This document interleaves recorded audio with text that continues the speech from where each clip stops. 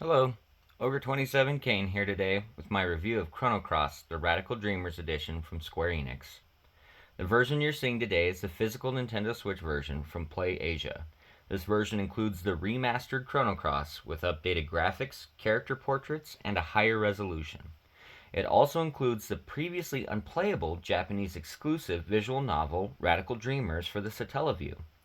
Today I'm only reviewing Chrono Cross itself, because I've not finished nor really dug into Radical Dreamers, and I feel it will deserve its own review when I do.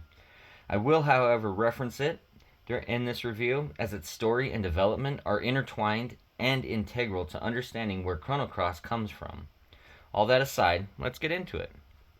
Little history of myself with the game. I grew up on Super Nintendo RPGs. The first ones I completed on my own were The Legend of Zelda: A Link to the Past and Soul Blazer from Enix, part of the famed trilogy that I only learned of later in life after I completed Illusion of Gaia. I never got to experience Terra Enigma, it was a European exclusive. But all of these games were amazing in their own right, and they only set me up for what was to come. Few years after these gems, the world got Mario's RPG and Chrono Trigger. These two games defined the peak of not only their genres, but the console generation itself. This not only set a really high bar for any sequels, but made them almost impossible, for all that pool of talent was bound not to stay in one place together. Having all that talent now all spread out made a Chrono Trigger sequel far away as a dream for us fans. However, an ambitious young director named Masato Kato and his brilliant young composer named Yasunori Mitsuda would give us the best and only attempt at this feat. In my opinion, they were completely successful. I know a lot of people disagree on the subject, but for me, every time I complete it, it still has an outstanding emotional pull. Kato manages to pull off not only a great story, but a fun narrative to follow. Yeah, the story's kinda shallow, and it's not focused on 90% of its characters, but I believe it does not need to. I think at the end of the day, just showing normal human interaction can bring detail into a scene that maybe would have otherwise just seemed dull or too direct. At any rate, this version still captures the magic I feel when playing the original PS1 version. Let's get into the story. The story follows Serge, a boy who grew up in a fishing village and had no real grand ambitions in life. It wasn't really that important according to any sort of social status, but this all changes one day when a panther demon mortally attacks and wounds him. It sends his father on a journey that can potentially not just save the world, but the universe and time itself. I'm not going to go into any further detail on the story because I believe it is literally the best part of this game and is the main reason to play it. If you go into this game with an open mind and realize the details are where you need to focus, Kato does not make any of this apparent until you start seeing familiar names and faces. I think it's hard to create surprise and wonder when the bar is so high, but fans of the series will definitely appreciate all the callbacks to their childhood. The controls, well, let's talk about the controls. I'm loving the updates on the controls and the new quality of life improvements.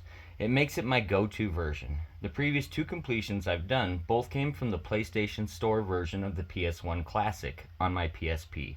It's a great version to play if that's all you have access to. But if you have the money and you enjoy the original, the new control scheme, all the streamlined controls still maintain the classic feel and don't change any of the game mechanics.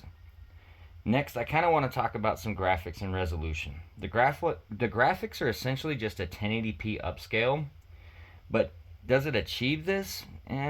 Yes and no. It looks fantastic, especially on my OLED, but at the end of the day, they were taking a PlayStation game rendered for TVs that often ran lower than 480i, and they're trying to fill in the gaps through use of all kinds of techniques.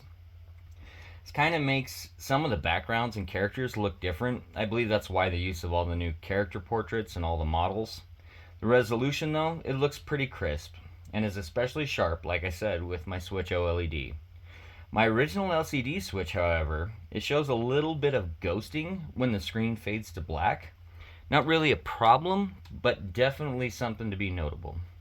Lastly, I kind of want to talk about the connection with Radical Dreamers. I know there's still debates to this day on whether Magus is Guile or all of the other character connections.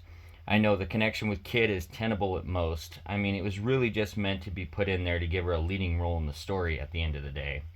I think A creator who creates a character that they may feel a connection to wants to keep that story going, even if it bleeds into other work.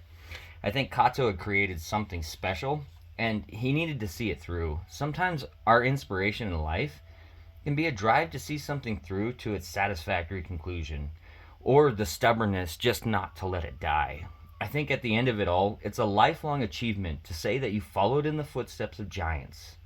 Radical Dreamers is a different game, but without it, we wouldn't have Chrono Trigger.